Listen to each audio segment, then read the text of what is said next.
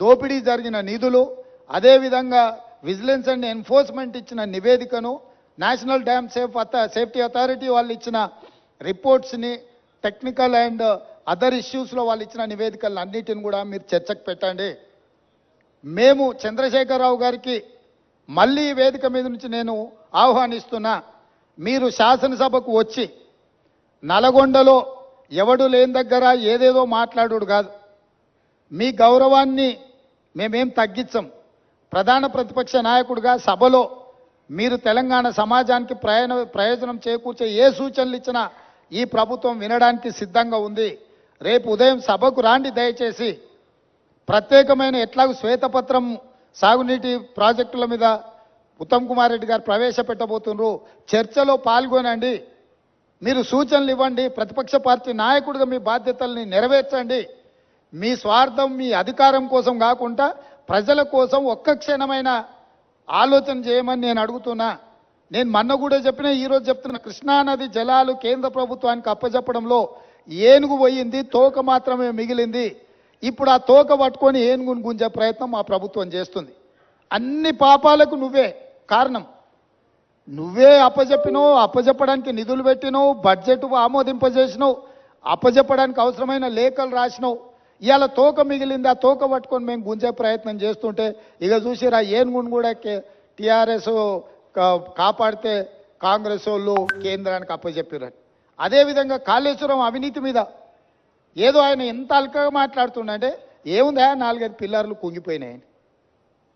అంటే ఆయన ఎంత బాధ్యతారహితంగా మాట్లాడుతుండు. ఈ తప్పిదాలల్లా ఆయనకు భాగస్వామ్యం లేకపోతే ఇంత అల్కగా మాట్లాడతాడా? ప్రతిపక్ష నాయకుడిగా ఇదేనా మీ వ్యవహారము? ఇవాళ నీళ్లు నింపలేదు కాబట్టి మిగతా మిగిలినాయి. నీళ్లు నింపితే అది ఉంటుందా, ఊడుతుందా, ఏమైద్దో తెలుస్తుంది. నీళ్లు లేకుంటే మన ఇంటి మీద నీళ్ళ ట్యాంక్ ఉంటే అది ఒకవేళ కారుతుంటే పగిలేటట్టు ఉంటే మనం నీళ్లు తీసేస్తే అది అట్లా కొంతకాలం కనిపిస్తుంది. నీళ్లు నింపితే 2 రోజులకు అది కూలిపోతుంది. సేమ్ ఈరోజు మేడిగడ్డ బ్యారేజ్ కానీ, సుందిళ్ళ కానీ, అన్నారంలో నీళ్లు నింపలేదు. నీళ్లు నింపితే పెను ప్రమాదం పొంచి ఉన్నది. నీళ్లు నింపినామంటే అంత కొట్టుకపోతుంది. ఈరోజు నీళ్లు లేకుంటే ఎండబెట్టినాం కాబట్టి అది అట్లా నిలబడి ఉన్నది. అది ఏ క్షణమైనా కుప్పగూలడానికి సిద్ధంగా ఉంది. మీరే కళ్ళతో చూసినారు. మేడిగడ్డ బ్యారేజు 1.5 మీటర్ దాదాపుగా 5 ఫీట్లు భూమిలోకి కుంగిపోయింది. ఇది మేం చెప్పడం లేదు, సాంకేతిక నిపుణులు చెప్తున్నారు. కళ్ళకు కట్టినట్టుగా పగుళ్ళు కనిపిస్తున్నాయి.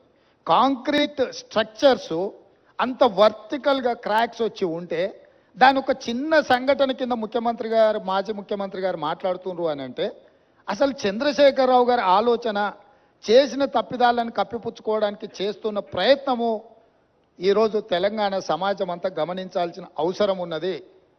అందుకే చంద్రశేఖరరావు గారు దయచేసి రేపటి శాసనసభ సమావేశాలకు మీరు హాజరు కండి.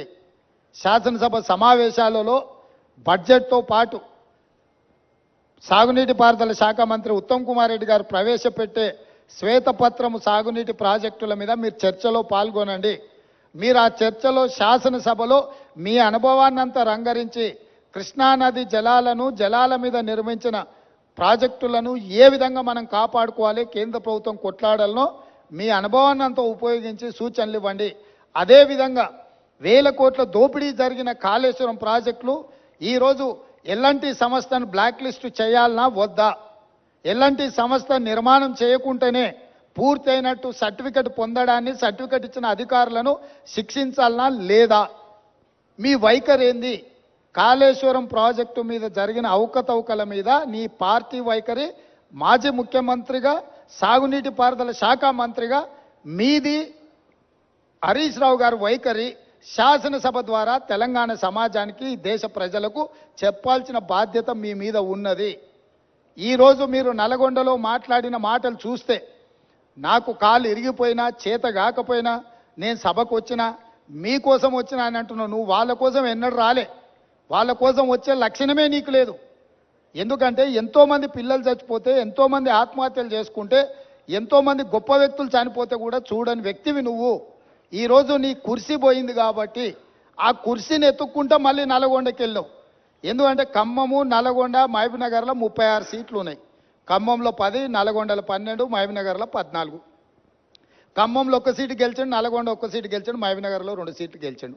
36 సీట్లల్లో ఈ మొనగానికి వచ్చినాయి 4 సీట్లు. రేపు పార్లమెంట్లో పూర్తిగా కాంగ్రెస్ పార్టీ గెలవడానికి అవకాశం ఉంది కాబట్టి ఏదో రకంగా సానుభూతి పొందేనా, నాకు కాలు లేదు, నేను అవుటివాడిని, నేను నడవలేకపోతున్నా అని అడుక్కోవడానికి, ఓట్లు అడుక్కోవడానికి వేసిన ఎత్తుగడ. ఈరోజు నువ్వు నల్గొండ జిల్లాకు నీ పట్ల సానుభూతి చూపించారు చంద్రశేఖరరావు.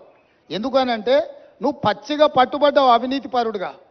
ఈ తెలంగాణను దోసుకున్నావు కాబట్టి నిన్న కుర్చీలకి వెళ్ళి దించిండ్రు.